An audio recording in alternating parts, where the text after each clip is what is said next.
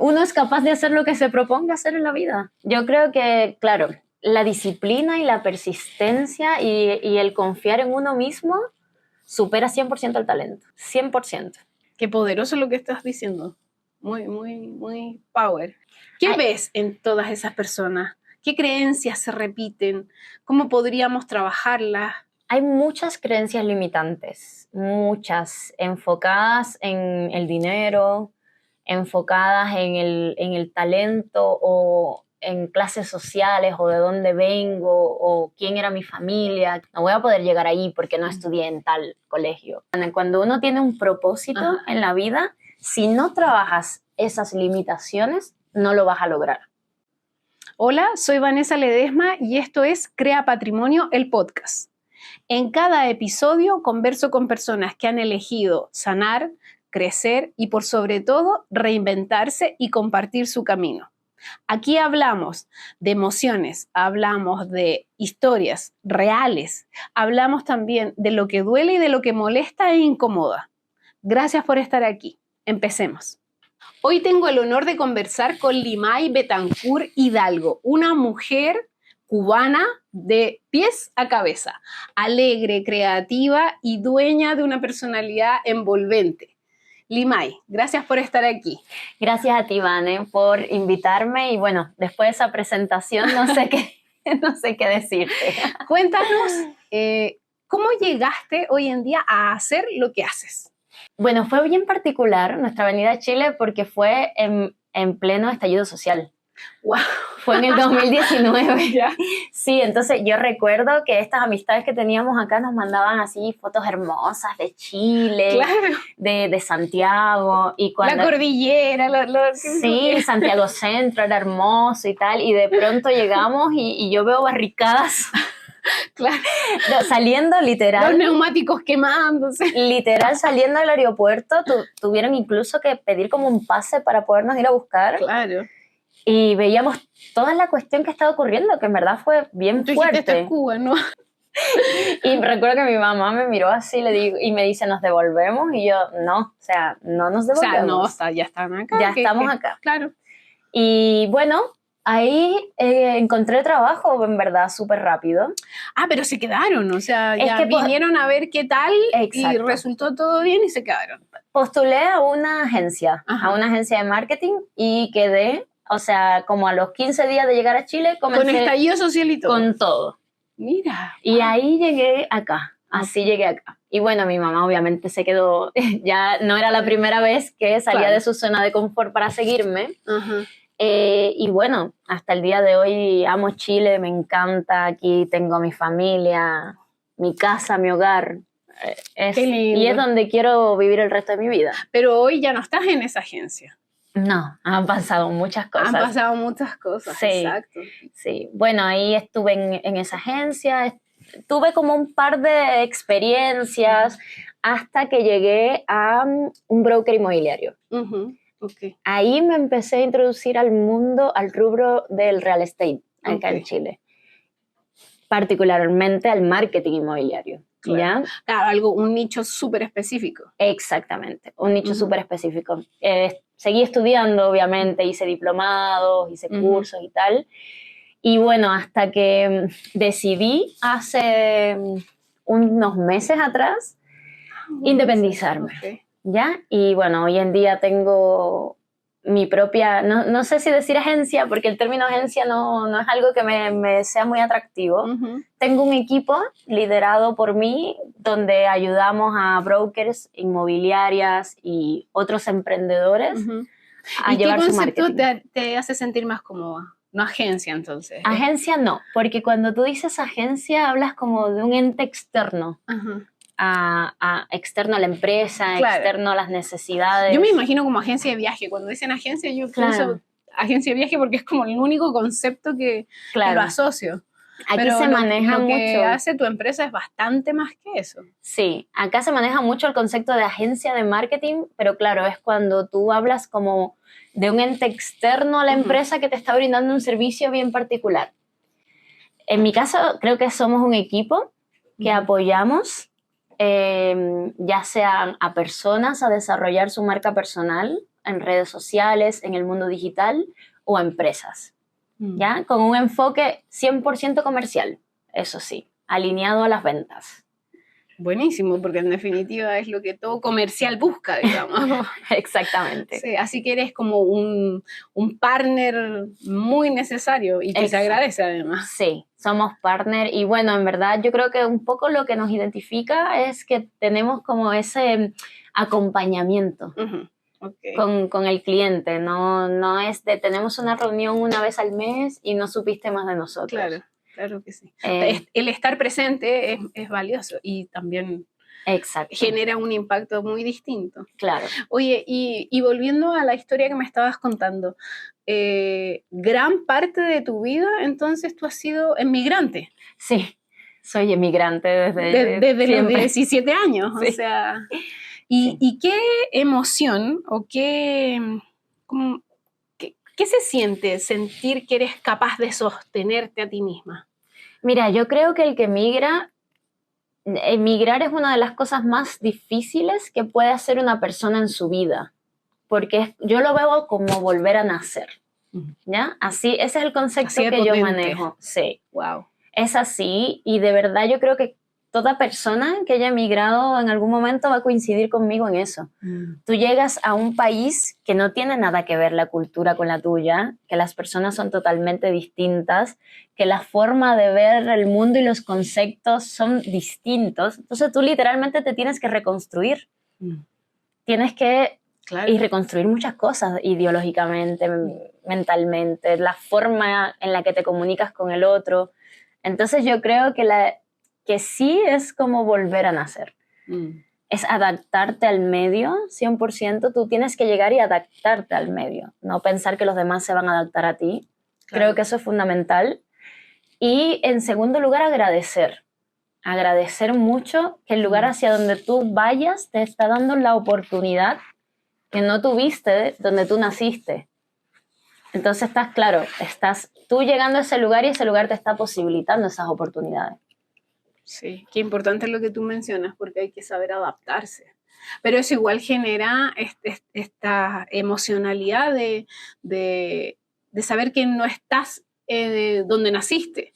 ¿Te has sentido así alguna vez? Que como una inadaptada tal vez, o que no es tu tierra, o si has vuelto a Cuba, saber que esa sí es tu tierra, no sé, esa sensación de que no eres ni de aquí ni de allá. Pasa algo muy particular cuando uno emigra, que creo que le ha pasado a muchas personas, no creo que sea la única, que cuando tú regresas a tu país, tampoco perteneces ahí ya, porque ya regresas a una idea pasada de algo que ya no existe. Claro. Entonces como que no eres ni de aquí ni de allá. A eso voy. Estás como en un limbo raro que no sabes efectivamente a dónde perteneces, pero yo creo que el hogar de uno está donde uno esté. Uno construye su hogar y se lo lleva a todas partes. Entonces, si el día de mañana yo me voy a Holanda, ahí va a ser mi hogar y ese va a ser el país donde voy a poder rehacerme y reconstruirme. Entonces, yo creo que va un poco por ahí. ¿Y qué fue lo más desafiante, emocionalmente hablando, de dejar tu país? Porque saliste de Cuba a los 22, 23 años. Sí, 23. Claro. Ibas con tu mamá, ok, ya. Claro. Digamos, había un soporte emocional. Sí, 100%. No menor, que es tu madre, pero ¿qué sentiste tú, esto de ir a lo desconocido y comenzar de nuevo? Y además llegar en pleno estallido social, o sea. Mira, a mí lo que más me costó, respondiendo un poco a tu primera pregunta, fue dejar a mi familia. Eso fue lo que más me costó. No hablo mucho de eso, pero creo que de todo es lo que más me ha costado, la familia, no poder el fin de semana ir a almorzar con mis abuelos, por ejemplo. Eso cuesta y es algo que uno lleva cargando una mochila. Saber que nació un sobrino y no lo conozco y ya tiene 3 años, ¿me entiendes? O sea, una vida. Sí, porque después del estallido vino la pandemia. Sí, vino la pandemia, claro. Y ahí, bueno, ahí pasaron otras cosas, como que falleció mi abuela justo en la pandemia y no, que es uno de los puntos que más me ha tocado de ser emigrante, de que no pude despedirme de ella. Claro, ni despedirte por la pandemia, ni despedirte porque estabas acá, digamos. Exactamente. Ella fallece y no podíamos viajar porque estaban todos los aeropuertos cerrados y eso fue muy doloroso, fue muy doloroso. Entonces uno tiene que ser fuerte y decir, bueno, es lo que toca y hay que seguir adelante. Es así. Entonces después regresar a Cuba, después de la pandemia, llegar a la casa de tus abuelos, Y que no estuviese. de tu infancia, donde te criaste, donde corrías con tus primos y que no esté ese personaje, es como, o sea, ¿dónde estoy? No, te sientes mucho más desubicado. ¿Y cómo logras trabajar ese vacío? Porque claro, llegaste literal a una casa vacía, digamos, no Sí. estaba ella. Yo creo que es un vacío que no se llena nunca. Hay que aprender a vivir con eso. Nunca se va a llenar. Ni aunque tengas hijos, los hijos van a ocupar otro lugar. No es ese lugar. Ni aunque seas muy exitoso en tu trabajo, ni aunque tengas 1 millón de amigos, son cajitas distintas en el corazón. Uh-huh. ¿Entiendes? Que se van vaciando y ese lugar no lo puede ocupar nada más. ¿Cómo lo trabajo? Aceptándolo y viviendo con eso, yo creo. ¿Y cómo transformaste ese dolor? Porque al principio estabas acá, o sea, yo me pongo en tu lugar y claro, murió mi abuela, estoy lejos, es pandemia, o sea, ni siquiera un Zoom, ¿me entiendes? O sea, no sé, el dolor yo sé que se va transformando, pero la primera sensación duele. Sí, fue muy doloroso, me ha costado muchísimo, todavía lo estoy trabajando. O sea, y esto fue en el 2022. Todavía lo estoy trabajando. Siento que me cambió en la forma en la que ahora veo la vida. No sé, veo la vida desde otra perspectiva que no la veía antes, donde le doy más valor a las cosas que de verdad importan. Como no sé, siento que después que partió mi abuela, la relación con mi mamá mejoró muchísimo. ¿Y a qué lo atribuyes principalmente? O sea, me refiero, con la muerte de tu abuela, ¿qué se prendió? O al contrario, ¿qué fue lo que minimizaron para poder mejorar esa relación? Yo creo que es un proceso de maduración. Ese primer acercamiento a la muerte, no hay nada que te haga vivir más que acercarte a la muerte. Ni que te prepare para estar ahí. Exactamente. O sea, yo creo que uno empieza a vivir de verdad cuando tiene un acercamiento a la muerte. Porque antes de eso yo estaba como apagada, ¿me entiendes? Desde el punto de vista consciente, estaba apagada.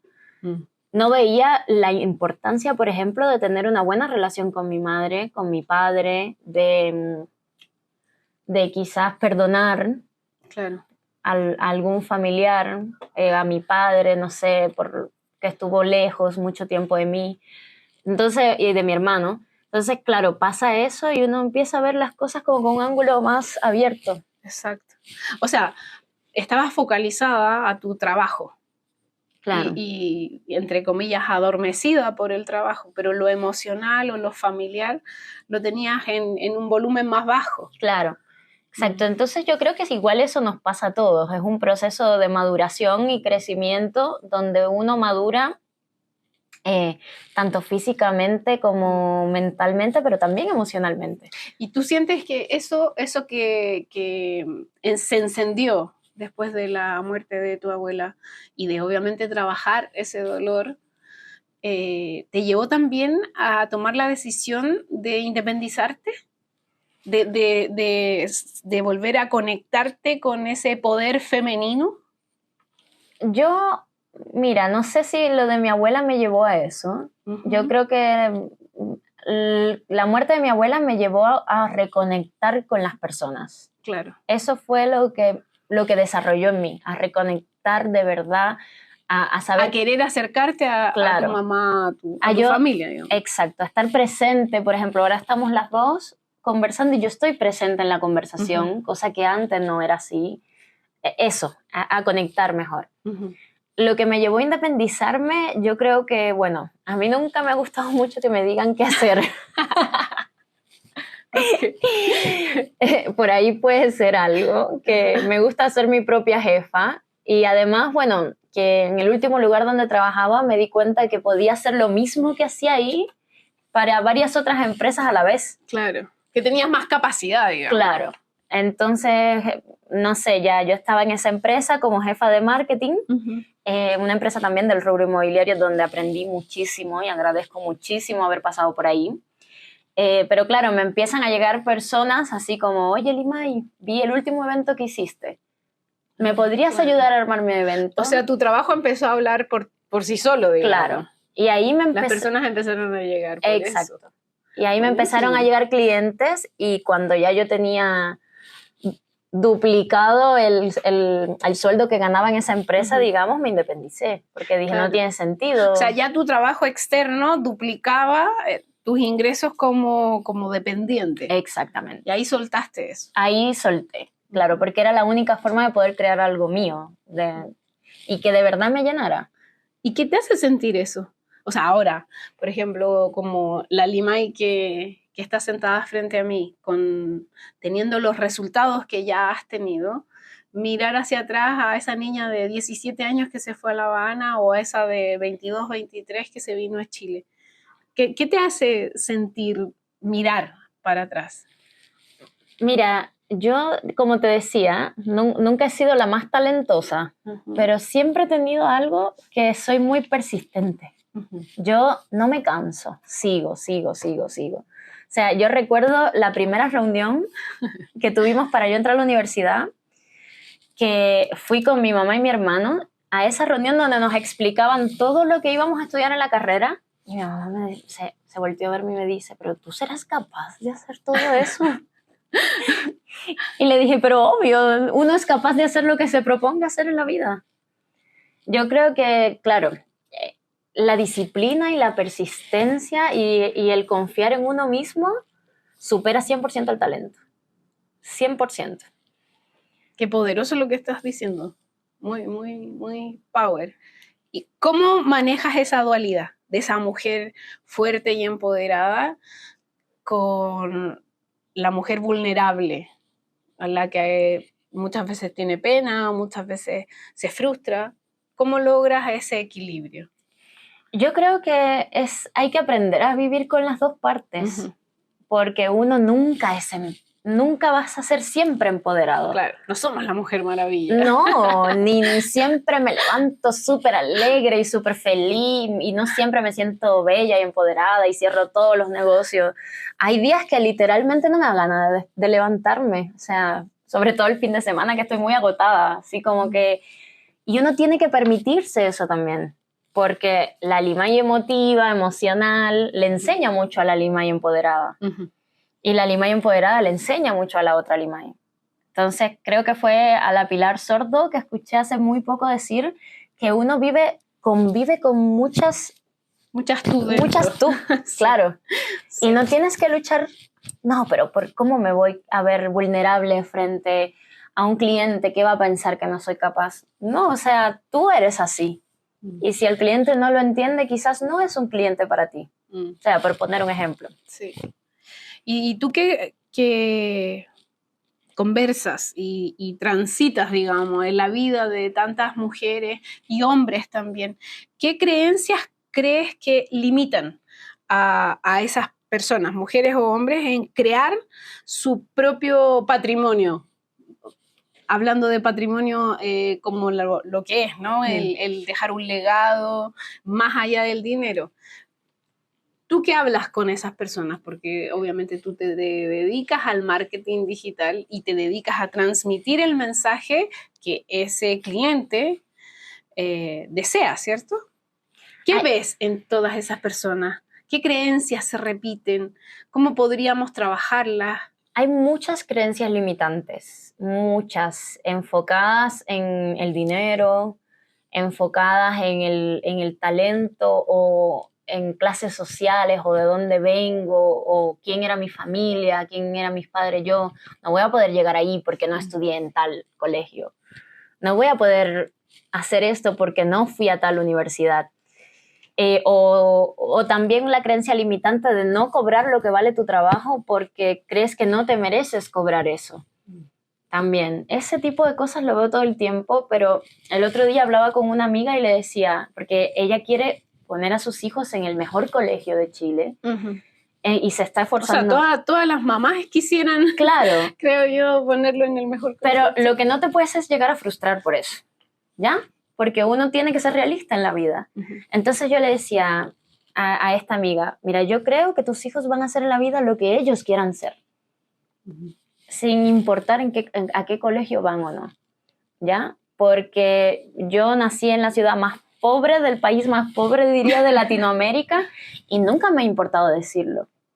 Y tampoco nadie me pregunta, ay, ¿no fuiste al Verbo Divino o al Nido de Águila? Obviamente no, si nací en Cuba. No he pasado ni por fuera. No, o sea, pero eso a mí no me va a impedir sentarme con una inmobiliaria y tratar de cerrar un negocio millonario.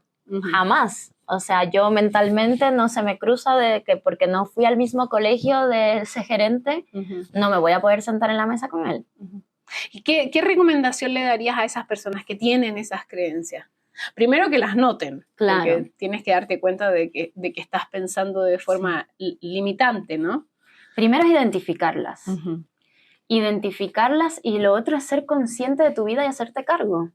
Si tú quieres ser exitoso en algún área de tu vida, te tienes que hacer cargo y trabajar esas limitaciones. O sea, a mí al inicio de empezar con mi empresa me costaba muchísimo cobrar, me costaba muchísimo. O sea, hoy en día ya tengo todos los cobros automatizados, es una aplicación la que manda los correos, o sea, ya no es un tema para mí, ¿me entiendes? Porque el dinero es una herramienta para tú lograr cosas. Totalmente. No tiene por qué ser. ¿Y cómo transformaste esa creencia? Que había en ti, porque lo acabas de decir, que te da como así, no sé, temor o lata. Es que es lo que te decía, Vane, cuando uno tiene un propósito en la vida, si no trabajas esas limitaciones, no lo vas a lograr. Es la única forma, es ir de frente con el problema y ser vertical, o sea, no puedes ir bordeándolo, porque no hay otra forma de llegar a eso. ¿Y qué prácticas o hábitos podrías recomendar? Que tú practiques o que hayas practicado o que hayas visto que otras personas lo hacen y funcionan para mantenerte conectada con esa energía femenina, masculina, esa energía empoderadora. Importante rodearse de gente alineada a lo que tú quieres y a lo que quieres lograr hacer. ¿Ya? Yo me junto contigo, Vane, y salgo con la cabeza llena de ideas y salgo súper empoderada y te escucho, y de verdad para mí es un placer escucharte y aprender de ti. Yo creo que eso es lo primero. ¿Ya? Si tú te estás juntando con personas que a las 5 de la tarde no tienen nada que hacer, es porque... O que se quejan todo el rato. O que se quejan o que ponen excusas por todo. Claro.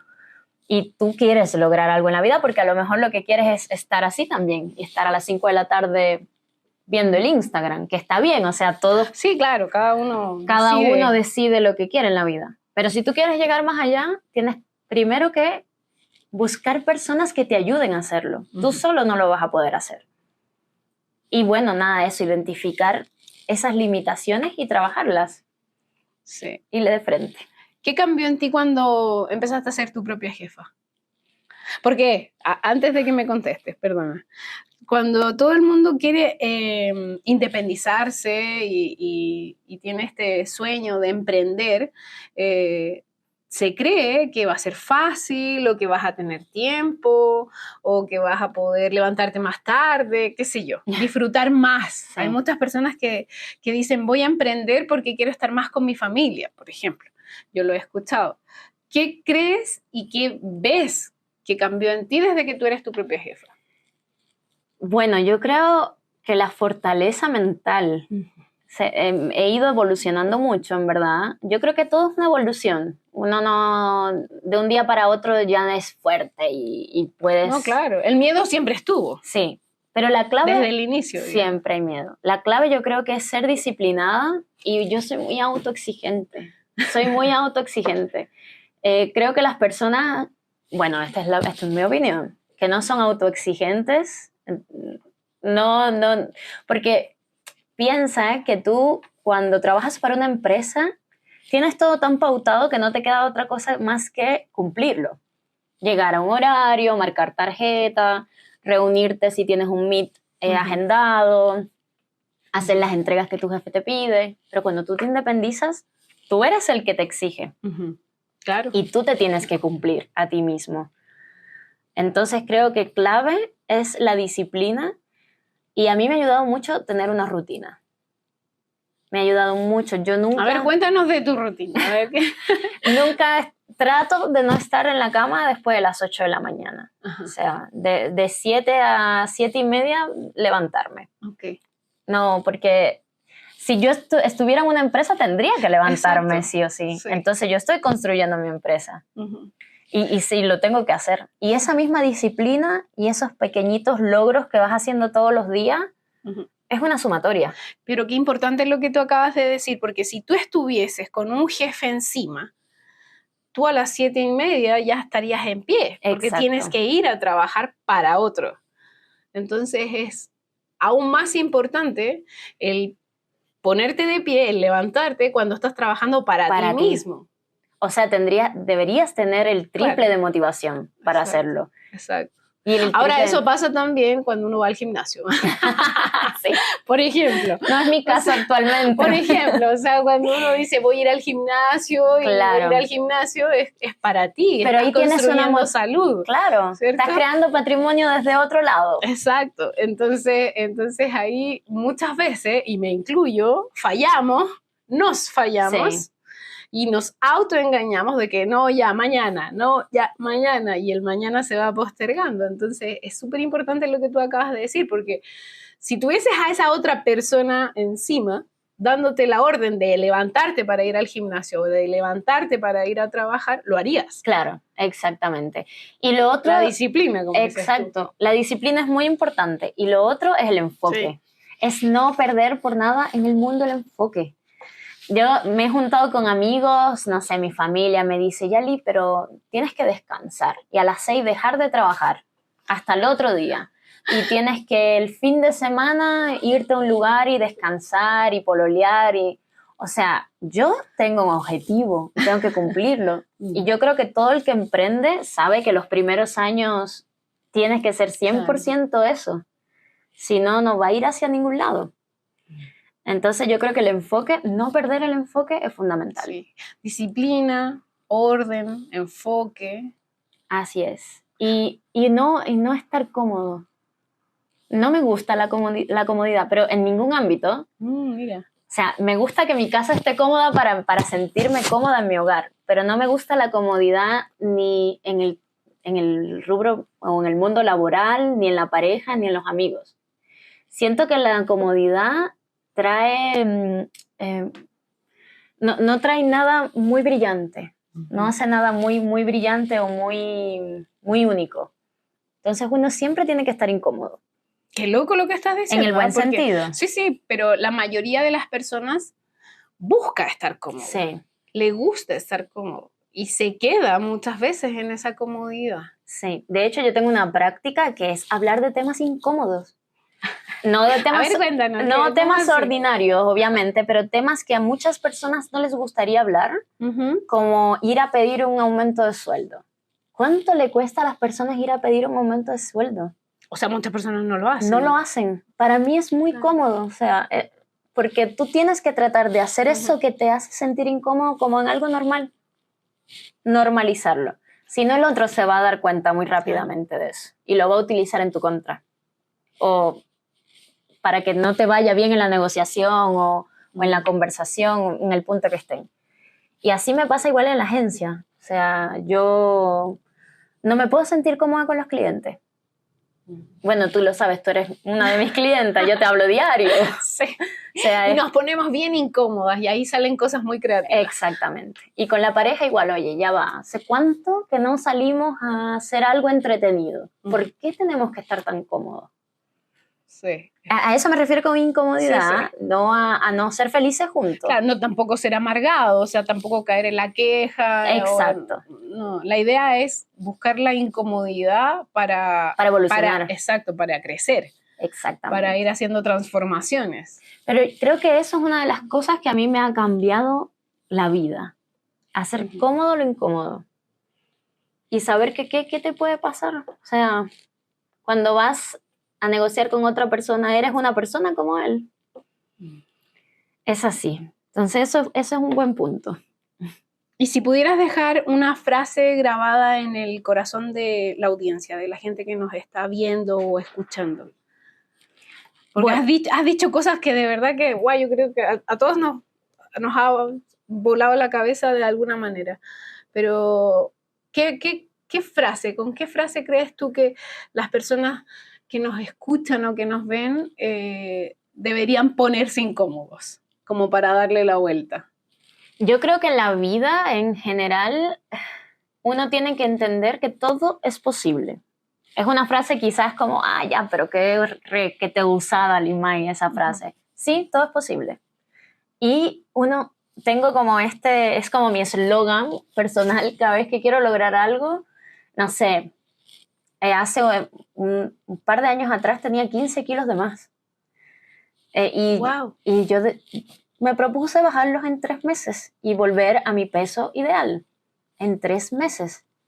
Y ya me decían, ya, pero ¿cómo? Vas a tener que tomar medicinas y vas a operarte o vas a tener que hacer tal cosa o dietas estrictas.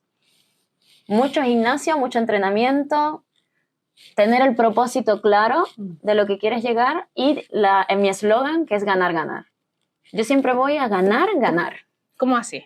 ¿A qué te refieres? Yo no, como que no hay brecha a no ganar. ¿Entiendes? En ese caso, para mí ganar era bajar los 15 kilos. ¿Ya? No había otra opción. Es como esta historia súper conocida de que cuando llegaron, no sé si eran los griegos, a un mar X y el capitán quemó los barcos. Ajá, sí. Y le dijo a todos sus guerreros, tenemos que ganar porque no podemos regresar a casa. Quemar los barcos, eso era. Voy a quemé las naves, entonces ahora no podemos regresar a casa. Sí. Así yo creo que es la vida y lo que uno se proponga. No puede ser como, voy a bajar los 15 kilos, pero mira, si no puedo, bajo 5. No, es ganar, ganar. Voy a por los 15 kilos. Sí, porque como dijiste al principio, todo se puede. Todo se puede. Exacto. Y eso se lo digo a mis amigos siempre. Oye, Limay, que mira, voy a esta entrevista de trabajo, pero la verdad, yo creo que no voy a dar la talla porque no sé hablar inglés. No, tú vas a ganar, ganar, así le digo. Tú no sabes hablar inglés, pero tú vas a aprender inglés. Claro. Para poder estar a la altura de ese puesto. Porque si tú no vas a ganar, ganar, es donde empiezan a entrar todas estas laberintos mentales que tenemos problemas, como tú me decías, con el dinero, con la mentalidad, con... Sí, tiene que ver con lo que tú has dicho durante toda esta conversación, con el propósito, con tener el propósito claro. Es los 15 kilos, es la empresa, son esos clientes, quiero ganar esa cantidad de millones al mes. Exacto. Es tener el propósito claro y ya después el camino lo vas diseñando de acuerdo al propósito al que quieres llegar. Y sí se puede lograr, porque uno puede llegar a tener una flexibilidad cerebral, así le digo yo, a lo mejor no se llama así. Sí, en neurociencia sí. Se llama así. Hay que tener flexibilidad. O sea, sí. La neurociencia. Claro, uno a veces escucha, sé flexible, pero sí, tienes que tener esa flexibilidad para saber adaptarte y lograrlo. Y es 100% posible todo lo que te propongas. Oye, ¿y qué hábito o ritual no negocias? O sea, realizas cada día. Que nos des un tips, por ejemplo.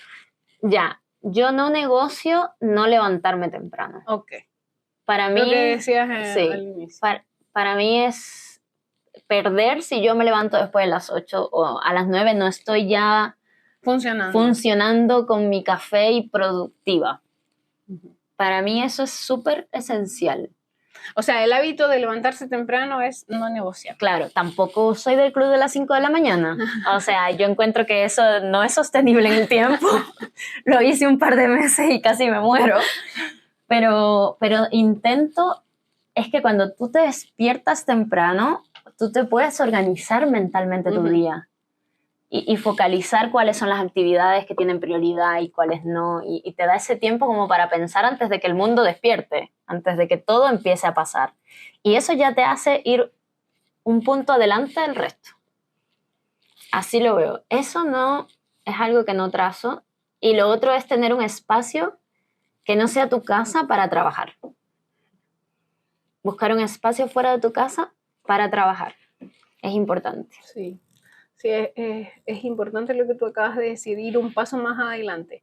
Ahora, claro, hay personas que buscan levantarse a las 5 de la mañana, como decías tú, y puede no ser, no le puede funcionar a todos, porque no todo funciona para todos. Exacto. Pero lo importante y lo atractivo es probarlo. Tú probaste levantarte a las 5 de la mañana, no sé, un par de meses y no te funcionó tanto, Claro. tal vez no eras tan productiva.